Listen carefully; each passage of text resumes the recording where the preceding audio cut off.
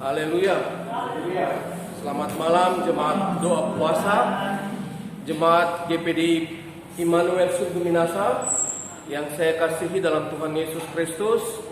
Malam hari ini tidak berlama-lama, mari kita buka Alkitab kita. Mari kita buka Alkitab kita.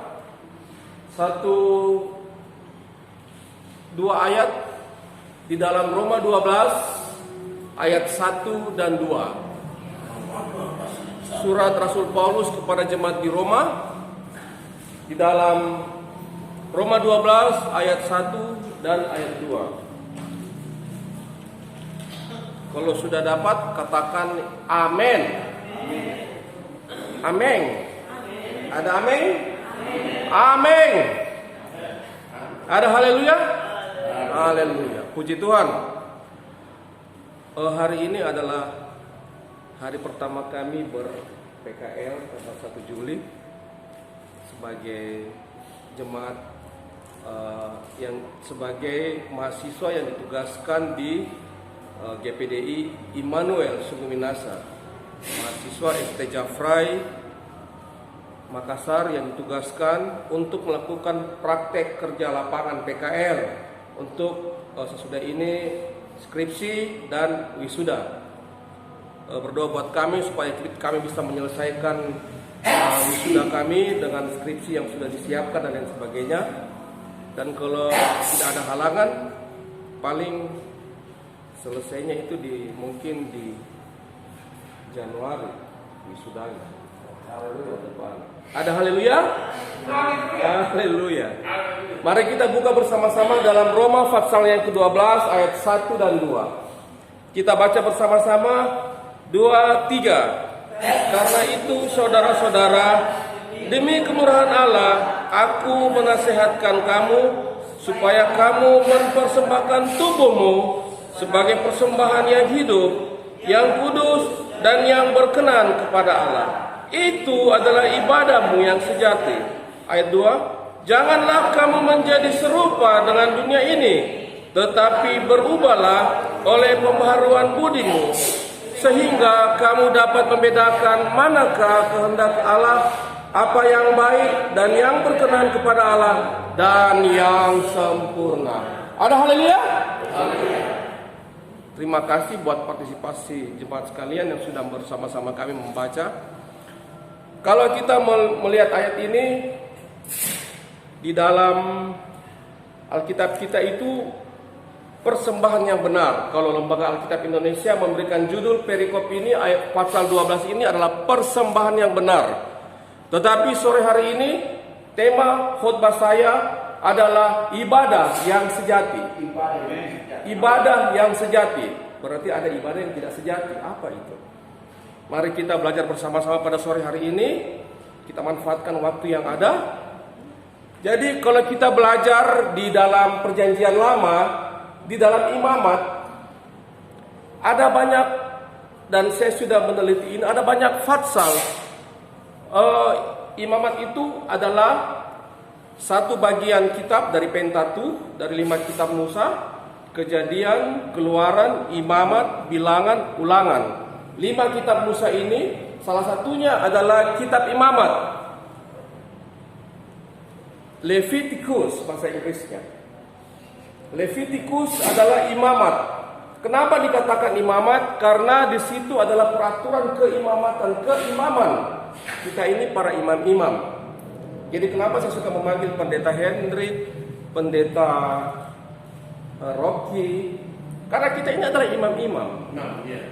Yang dikatakan di dalam satu bagian surat Rasul Paulus bahwa kita telah dipilih oleh Tuhan pada saat dunia belum dijadikan, predestinasi. Nah, kalau kita membaca ayat-ayat di dalam imamat yang ditulis oleh Nabi Musa, ada banyak sekali ayat bagaimana mereka melakukan hal-hal mempersembahkan korban yang dikatakan, kalau mulai dari pasal 1 imamat itu ada 26 pasal kalau tidak salah.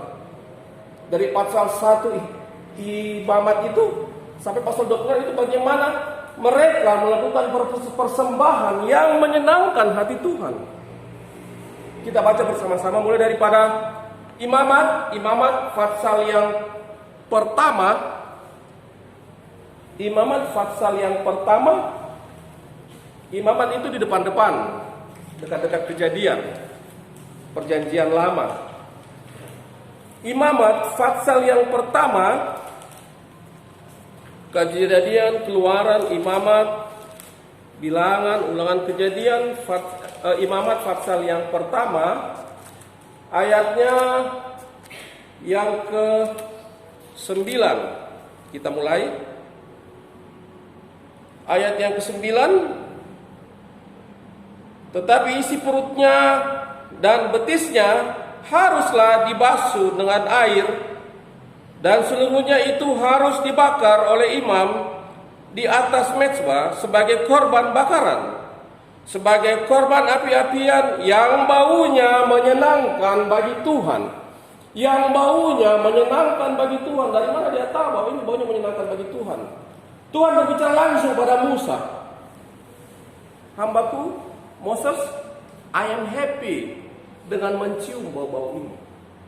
Itu luar biasa. Waktu pertama-pertama bangsa Israel, jadi kalau kita membaca kitab Pentateuch ini, Kejadian, Keluaran, Imamat, Bilangan, Ulangan, itu bagaimana Tuhan bekerja di bumi ini kepada bangsa ini, luar biasa.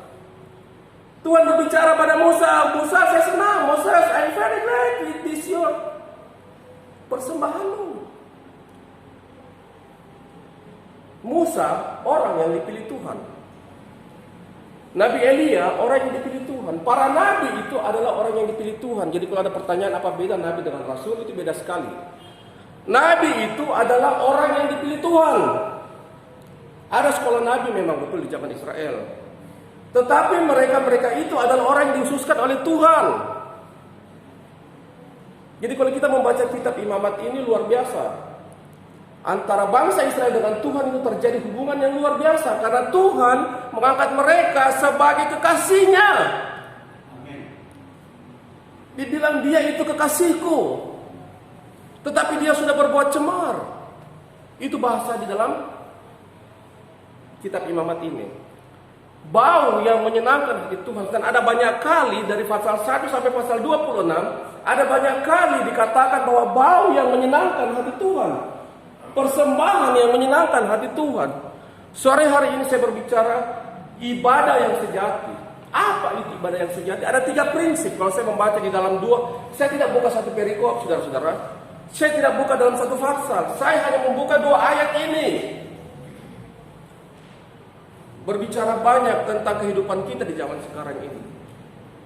Antara imamat dan surat Rasul Paulus itu jaraknya luar biasa, ratusan tahun. Tetapi di dalam surat Roma ini Rasul Paulus menegaskan bagaimana ibadah yang dulu itu tidak berkenan pada Tuhan, walaupun awal-awalnya menyenangkan hati Tuhan. Apa yang terjadi? Karena sudah terjadi, mereka berubah. Jadi kalau kita mempelajari Alkitab ya, Kejadian, Keluaran, Imamat, Bilangan, Ulangan, Yosua, Hakim.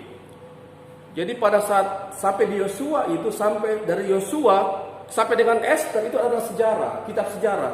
Bagaimana bangsa Israel adalah bangsa pilihan Tuhan yang dikatakan kekasih Tuhan, itu berjalan dalam hidupnya. Di dalam Hakim itu mulai mereka berbuat cemar. Sampai akhirnya di Yesaya, Tuhan terus terang pada mereka. Mari kita buka bersama-sama di dalam Yesaya. Mari kita buka bersama-sama Yesaya 29 ayat 13. Dan jangan hal ini terjadi pada kita. Hamba-hamba Tuhan yang ada saat ini, imam-imam yang duduk berdoa puasa saat sore hari ini, jangan ini yang terjadi pada kita. Jangan munafik di hadapan Tuhan. Ya. Tuhan kita adalah Tuhan yang melihat hati. Mari kita baca bersama-sama. Di dalam Yesaya ayat 29, pasal 29. Pasal 29 ayat 13. Tidak mau sudah kacamata di sini. Ya. Pak Yelmus, sudah Pak Camat. Silakan Pak. Ayat 13. Ya. Dan Tuhan telah berfirman. Ya. Oleh karena bangsa ini datang mendekat dengan mulutnya, Tetapi dan memuliakan aku dengan bibirnya, padahal hatinya menjauh daripadaku, dan ibadahnya kepadaku adalah perintah manusia yang dihafalkan. Amin. Jadi ini yang terjadi. Mengapa di zaman Torah itu berjalan terus? Yesaya, Yeremia itu nabi-nabi besar yang jaraknya jauh dari zaman Musa. Pengetahuan Alkitab sedikit ya. Jarak antara Yesaya dengan Musa itu jauh sekali Bapak Ibu. Ini yang terjadi. Mereka beribadah dengan Torah, tetapi pada saat belakangan terjadi, pada saat mereka masuk di tanah Kanaan, mereka bergabung dengan cewek-cewek, dibilang anak-anak manusia itu, bergabung anak-anak Allah, bergabung dengan anak-anak manusia itu, ya yang orang-orang najis itu, terjadilah dosa yang dikatakan seperti ini. Mereka tetap melaksanakan Torah, datang beribadah, bawa kurban, datang, imam juga datang. Tapi dibilang dalam apa? Aku tidak berkenan karena mulutnya saja, tapi hatinya no. Ada haleluya. Itu yang pertama. Jadi kalau kita melihat ada ibadah yang sejati.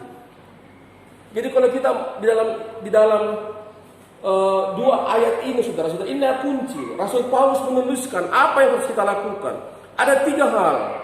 Yang pertama, mari kita baca bersama-sama. Pasal 12, kita pasal 12, ayat 1. Ayat yang tadi. Karena itu saudara-saudara, demi kemurahan Allah, aku menasihatkan kamu supaya kamu mempersembahkan tubuhmu sebagai persembahan yang hidup. Ada amin? Tubuh yang berkenan kepada Allah. Tubuhmu, bukan sapimu, bukan tedongmu, bukan kambingmu, bukan. Sebentar hari lagi kita akan memperingatkan ibadah kurban. Itu adalah ibadah orang Israel. Kurban mereka mengklaim itu kurban Ismail, bukan. Itu Iskak kalau bahasa mereka. Tapi mereka berusaha keseniat, silahkan. Nah, kurban yang benar itu adalah tubuhmu yang sejati. Ada amin? Pelihara tubuhmu, jangan tengok kalori. Jangan merokok, jangan bikin tato. Silakan bikin tato kalau indah. Karena nanti ditanya malaikat, apa ini bro? Ektar malarkin dan di sorga ini tato begini. Tapi kalau yang sudah bikin tato ya silakan. Yang kedua, pelihara tubuhmu. Tubuhmu jangan merokok. Rajin ke olahraga, jangan gemuk duduk, banyak sekali lemak betul. Pelihara bunga mau saja, jami itu bunga mau saja kau pelihara. Pelihara tubuhmu. Saya tidak ketawa, saya serius bro. Kau juga gemuk Tommy ya. Pelihara tubuhmu, jangan terlalu banyak makan. Ya, Pak, ini hari kau sudah makan bakso 4 kali. Oh begitu, siap. Berarti besok ini makan kelor lagi. Tidak makan apa-apa. Tubuhmu menjadi persembahan yang hidup. Dan yang kedua, dikatakan di sini selain tubuhmu yang hidup, yang kudus, kados itu bisa kita lihat bagaimana kita sore hari ini dia ada di tempat ini dan terasa. Ada amin? Dia ada di tempat ini. Saya merasakan itu saudara-saudara. Dan yang terakhir, yang kudus dan yang berkenan. Nah ini dia yang kata berkenan ini, yang karena Tuhan yang punya otoritas ini. Ustaz mau datang tapi saya tidak berkenan sama khotbahmu, tidak. Bagaimana cara kita tahu bahwa dia berkenan pada kita? Gampang sekali, dia bicara gitu. Dia bicara gitu. Bro, kau tadi sudah begini. Hamba kau sudah begini. Minggu ini saya melayani 2 orang stroke saudara. Ada yang via telepon, ada yang via langsung. Pak Pendeta Haryono salah satunya, teman baiknya Kak Joni. Jadi dia kena stroke sudah 2 tahun. Pak Rocky kenal barangkali ya, Pak Haryono ya. Jadi waktu saya berpengalaman kalau kena stroke, karena saya pernah juga kena stroke, 2 kali kena stroke, kemudian kakakku Raymond Ban juga kena stroke. Jadi ya begituan lah. Wes, itu kamarnya sudah bau kincing karena sudah lama 2 tahun nih. Dan Ibu Fitri tidak bisa menyaman karena dia gemuk sekali juga. Mau angkat Pak Haryono juga gemuk. Singkat kata yang terakhir waktu saya berdoa sama dia, saya menangis. Ada apa ini? Ada haleluya? Pendeta. Jadi kalau dia stroke itu begini, kalau pendeta stroke itu bagus ki. Amin, amin, amin. Begitu kata-katanya. Jadi mulutnya itu tidak bisa dikontrol. Amin, amin, amin. Haleluya, haleluya. Saya tidak Pak bilang I. Dia bilang tidak bisa bilang I-O. Amin, amin, amin. Karena dia pendeta. Jadi disuruh bilang tidak Pak Haryono bilang dia setengah mati sekali buka. Amin, amin, amin. Lama baru bisa buka I-O. Lama sekali. Cuma kata amin, amin. Haleluya, haleluya, haleluya. Singkat kata waktu kita berdoa, saya bertanya sama Tuhan, ada apa ini? Dia ini hamba-Mu. Dia ini hamba-Mu. Apa yang salah dengan dia? Ya. Apa yang salah dengan Haryono ini? Yang terakhir tadi kakak saya Raymond Baan. Jadi habis Ibu Efrin saya baca telepon anunya, WA-nya. Ternyata saya kira Bu Efrin mau tambah, Gustaf datang ke saya kira itu. Tapi ternyata dia tanya Pak Gun punya undangan. Saya bilang kalau undangan perkawinan anak saya yang otoritas, karena ya begitu mereka berdua dia urus Mahaya. Nah, jadi kembali yang tadi Kak Raymond menelpon. Saya bilang Kak Bon, ingat Kak Raymond juga bukan tidak pernah berjasa dengan Tuhan. Kak Raymond dulu setia melayani Tuhan. Anak sekolah minggu Kak Raymond antar. Nova Sakta itu yang gembalanya di Kendal itu anak sekolah minggunya Kak Raymond. Brandita punya anak itu, siapa itu? Karena anak sekolah minggunya datang pada Tuhan bilang saya sudah bersalah Tuhan, saya minta ampun. Ada haleluya. Jadi 2 ayat ini sore hari ini tidak banyak saya bawakan. Tidak satu pasal sudah saya baca, saya cuma suruh baca 2 ayat saja. Ibadah yang sejati adalah ibadah yang betul-betul mempersembahkan tubuh yang hidup, yang sehat, yang berkenan pada Allah. Yang kudus dan yang berkenan. Pada saat Anda hidup kudus, yakin yang ketiga berkenan itu Tuhan akan bilang, terima kasih hambaku. Terima kasih karena engkau sudah menjaga, mengajar umatku. Ada haleluya? Ada haleluya?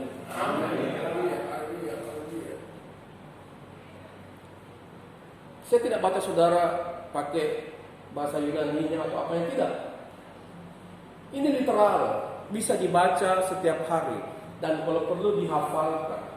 Bagaimana ibadah yang sejati itu, ini penting.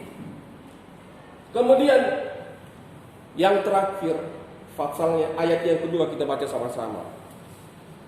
Jadi kenapa susah sekali menerapkan ibadah yang sejati? Kita baca ayatnya yang kedua dari pasal 12 ini. Janganlah kamu menjadi serupa dengan dunia ini. Nah ini serupa dengan dunia ini.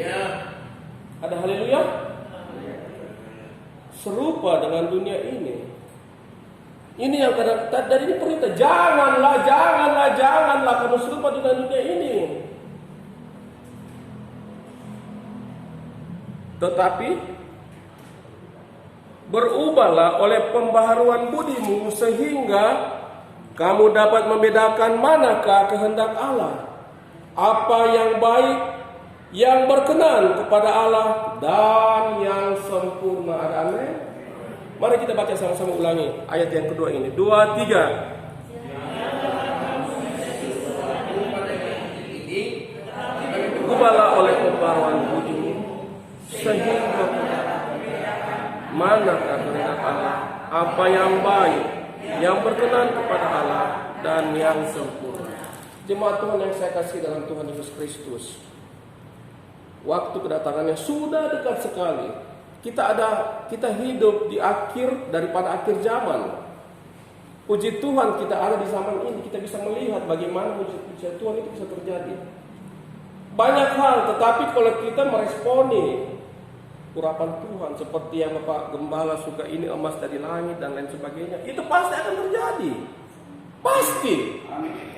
Wahyu itu luar biasa, saudara. Kalau baca itu akan terjadi, saudara-saudara. Sekarang ini Jokowi lagi ke Ukraina, dan itu kalau kita membaca kitab Wahyu, ini sudah tanda-tanda. Kalau kita menjelaskan, tidak perlu kita berdebat, tidak perlu. Jelas sekali siapa di dalam kitab Wahyu pasal 1 tentang 7 jemaat ini, kemudian 2, 3, 4, 5 dan seterusnya, itu jelas sekali. Sudah mulai digenapi. Jadi milikilah ibadah yang sejati. Haleluya. Milikilah ibadah yang sejati. Jangan serupa dengan dunia ini. Firman Tuhan sore hari ini berbeda dengan yang minggu lalu. Kalau minggu lalu tentang orang kaya yang bodoh, tentang bagaimana kita merencanakan bersama-sama dengan Tuhan, merencanakan sesuatu dengan Tuhan. Jangan seperti orang bodoh, saya akan begini, saya akan bangun lumbung yang lebar. Tetapi Tuhan bilang, "Hai orang bodoh, malam hari ini saya ambil nyawamu dan kau pasti masuk neraka." Kita tidak tahu kita sampai kapan di bumi ini. Ada haleluya? Kita tidak tahu. David Kambuno itu seorang atlet bulu tangkis, teman saya, sektor ujung pandang 1, mati di lapangan bulu tangkis. Tidak sangka, pas 50 tahun dia. Jadi kembali kepada pembacaan kita pada malam hari ini, milikilah ibadah yang sejati. Jangan menipu-nipu Tuhan. Kalau kita membaca imamat tadi dari pasal 1 sampai 26, itu ada ratusan kali bau yang menyenangkan hati Tuhan, bau yang menyenangkan hati Tuhan. Tapi terakhir dalam Yesaya dibilang apa? Bibirnya memuji aku, tapi hatinya jauh daripadaku. Jangan seperti itu, saudara. Malam hari ini Tuhan melihat setiap hati. Ada haleluya? Dia tahu kebutuhan kita masing-masing. Dia tahu keperluan kita masing-masing, dan Dia tahu endingnya kita seperti apa. Siapa sangka ponakan saya paling ganteng ini Michael Emmanuel Bart di sini? Tidak tahu. Jauh sekali, saudara-saudara. Siapa sangka Gustav Baam yang dibilang 89, alumni 89 semansa ini jahatnya luar biasa. Tiba-tiba berdiri berkhotbah. Jadi teman-teman saya sudah komen-komen setiap video yang ini. Baik bro, dahsyat sekali bang. Bisa itu? Bisa, saya bisa. Tuhan itu adalah Tuhan yang luar biasa sempurna, amin. Tuhan Yesus, Dia Maha Kuasa. Dibilang dalam Matius pasal 4, kalau betul karena Allah rubah ini batu-batu jadi roti. Tapi kalau